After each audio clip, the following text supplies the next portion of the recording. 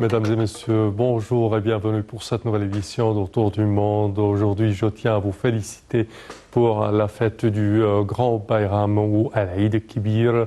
Félicitations à vous.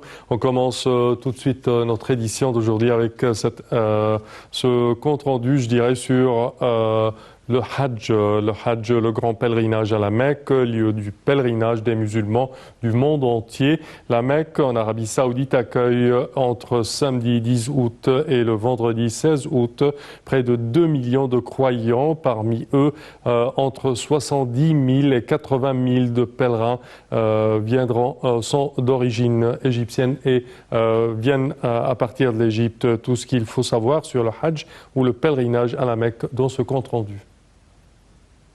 لبيك اللهم لبيك لبيك لا شريك لك لبيك إن الحمد والنعمة لك والملك لا شريك لك لبيك اللهم لبيك لبيك لا شريك لك لبيك إن الحمد والنعمة لك والملك لا شريك له لبيك اللهم لبيك لبيك لا شريك لك لبيك لبيك إن الحمد والنعمة لك والملك لا شريك لك.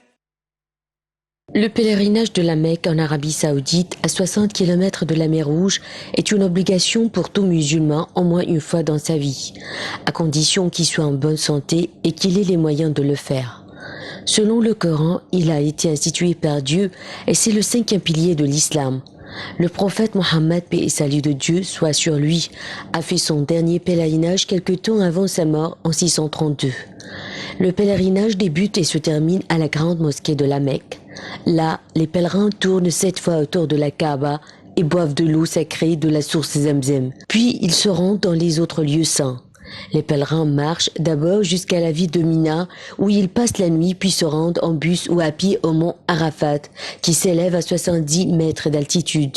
C'est une colline granitique située à l'est de la ville sainte de la Mecque d'où le prophète Mohammed, paix et salut de Dieu soit sur lui, a donné son dernier prêche il y a plus de 14 siècles. Les pèlerins passent tout le reste de la journée à prier et à implorer longuement le pardon de Dieu sur le mont Arafat, symbole de l'attendu jour du jugement dernier. Au coucher du soleil, les fidèles commencent à affluer vers la vallée de Muzdalifa, à quelques kilomètres de là pour y passer la nuit. Le 10e jour de Zul Hijjah, avant le lever du soleil, ils se mettent en route pour Mina, pour la fête du sacrifice. Chaque pèlerin arrivant à Mina lapide la plus grande stèle à l'aide de 7 cailloux. C'est aussi le jour du sacrifice, en souvenir du sacrifice de l'agneau qu'Abraham a immolé à la place de son fils Ismaël.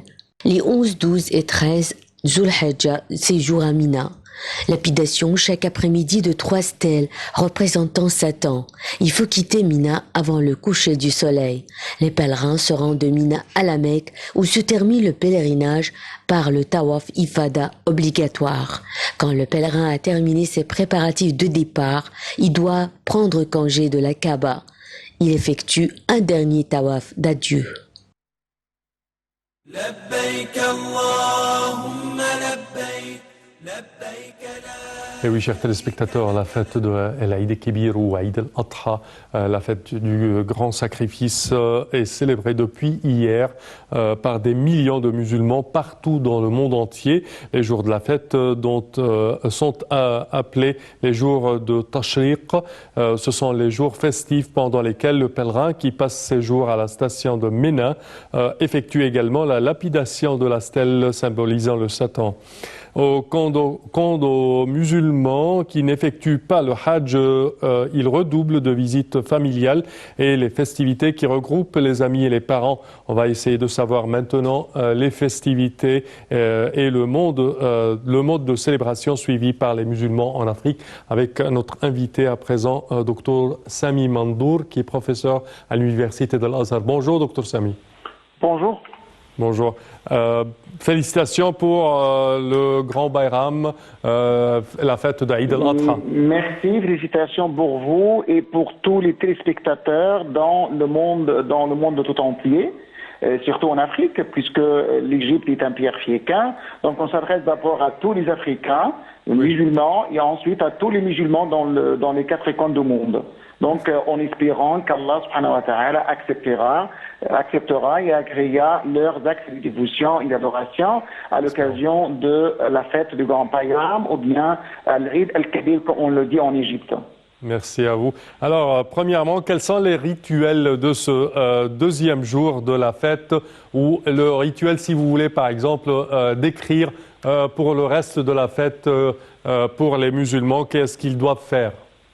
Normalement, dans cette fête, disons dans les jours même de la fête du Grand Bayram, il y a des actes déjà effectués par les musulmans, par les pèlerins en général, puisqu'il y a toujours les pèlerins qui sont là, en Arabie Saoudite. Ils ont déjà quitté le Arafat et ensuite ils ont maintenant à Mina. Donc là, il y a des actes, des rituels effectués par ces pèlerins, puisqu'ils sont toujours à Mina pour faire la lapidation, comme vous l'avez déjà dit, de Satan. Donc là, ils sont occupés entièrement de leurs actes de dévotion à Mina. Parmi ces pèlerins, il y avait des pèlerins qui essaient aussi d'effectuer certains rituels à la Mecque, c'est-à-dire en faisant ce qu'on appelle la circonvallation circuit autour de la Kaaba. Donc là, il y a déjà des rituels pour le pèlerin. Mais pour nous, en tant que musulmans qui sont là, dans nos pays, en Égypte et ailleurs, les musulmans, dans ce jour de fête, doivent chercher à satisfaire Allah subhanahu wa ta'ala et avoir la satisfaction d'Allah subhanahu wa ta'ala en effectuant le maximum possible des actes de bonté, des actes de bienfaisance, de donner des aides quand même aux pauvres. Oui. En même temps, il y a ceux qui n'ont pas fait le sacrifice au premier jour de la fête. Donc on a encore 3 jours pour sacrifier, pour disons, immoler leurs sacrifices, s'ils ont déjà les moyens pour le faire. Donc, il y a toujours des actes de bien à faire pendant ces jours-là. Parfait. Si on parle concernant cette même fête du sacrifice, Eid al-Adha, dans les pays africains, est-ce qu'il y a des rituels qui sont tellement connus, qui ne sont pas observés en Égypte ou dans le monde arabe?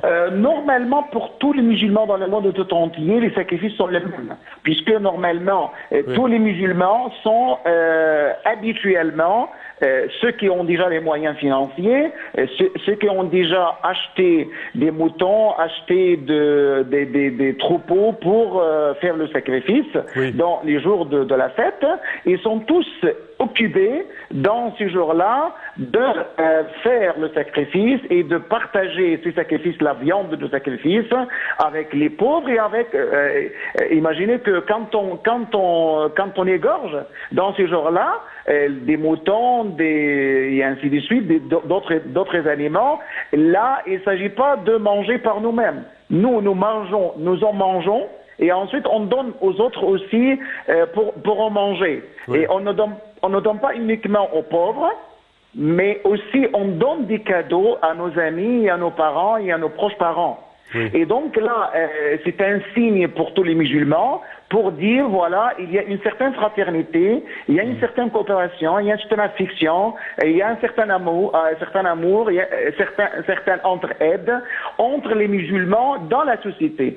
C'est-à-dire pour donner un aspect unificateur de la société. Là, c'est un acte qui unifie les musulmans dans le monde tout entier. Dans la société égyptienne, par exemple, si on bien dans n'importe quelle société africaine, si on égorge un mouton, oui, on le fait, on partage, et on partage en 3, une partie pour vous, en tant que personne qui a déjà fait le sacrifice, une partie pour les amis et les proches parents, et une autre partie pour le pauvre. Donc, dans ce cas-là, toute la société est dans une sorte de solidarité et dans une sorte de stabilité. Parfait, Dr Sami Mandour. Nous tenons à vous remercier pour vos explications. Merci à vous et bonne fête. À présent, nous passons à notre compte-rendu suivant, Aïd al-Adha, ou fête du sacrifice, ou Aïd al-Kibir, la grande fête, est célébrée le 10 du mois de Dhul Hijjah, 12e mois du calendrier hégirien, qui est aussi le point culminant du pèlerinage à la Mecque. Pour ceux qui n'accomplissent pas le pèlerinage, cette fête est marquée par une prière suivie par le sacrifice d'un animal. Pour ceux qui se trouvent à la Mecque, le sacrifice constitue le rite final du pèlerinage. Pour plus de détails, voici un compte-rendu signé Shams Nami. Eid Saeed, let's enjoy this happy day. Eid Mubarak, come on, let's celebrate. Eid Saeed, let's enjoy this happy day. Eid Mubarak, come on, let's celebrate, celebrate, let's celebrate. Allah, Allah, thank you for this day.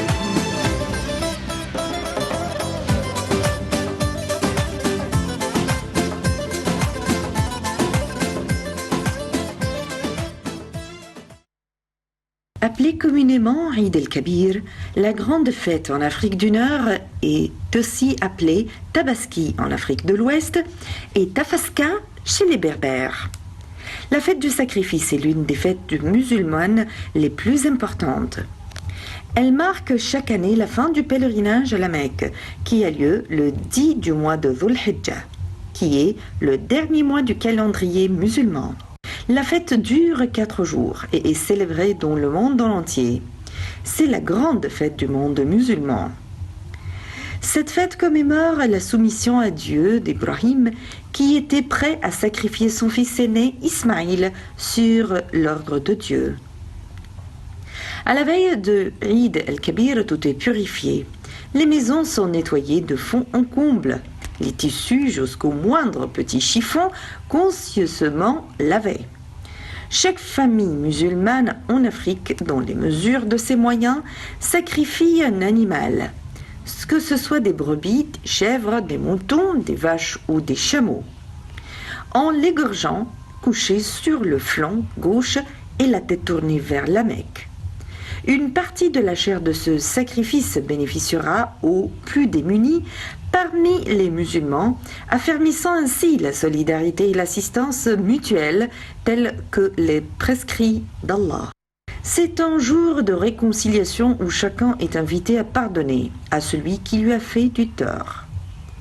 Le Eid al-Adha, ou la fête du sacrifice, la grande fête par opposition à Eid al-Fitr, appelée aussi l'Eid al-Saghir ou le petit Bayram, est la fête la plus importante de l'islam. Elle est appelée Tabaski dans les pays d'Afrique de l'Ouest et d'Afrique centrale, dans le Tchad, le Cameroun, et ont une importante communauté musulmane. La grande fête est nommée Tabaski au Sénégal et dans les autres pays d'Afrique de l'Ouest francophone, le Guinée, le Mali, la Côte d'Ivoire, le Bénin, la Burkina Faso, le Togo, le Niger, le Cameroun et par exemple au Nigeria. En Afrique du Nord, il est appelé Tafaska chez les Maghrébins de tradition amazighe, tandis que les autres berbères arabophones utilisent le nom arabe. En langue française, il s'utilise également le terme fête du mouton. Mais c'est le mot tabaski emprunté au Wolof qui connaît le plus grand succès dans les pays de l'ère soudano-sahélienne, du Sénégal au Tchad en passant par le Mali, le Burkina Faso et le Niger.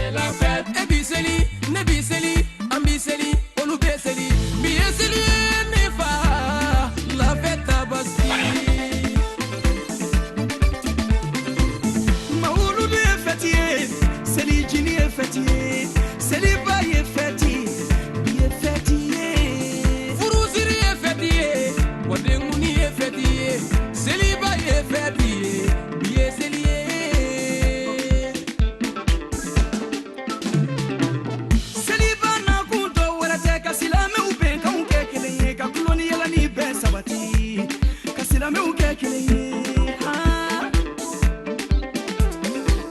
silamɛya ti ɲɛ kumu dinɛ ye silamɛya ti ɲɛ sisi dinɛ ye o de la ala ye seli jini d'aw ma ni ka seliba d'aw ma an k'an tolo an k'an tolo an k'an tolo an k'an tolo an k'an tolo an k'an tolo an k'an tolo an k'an tolo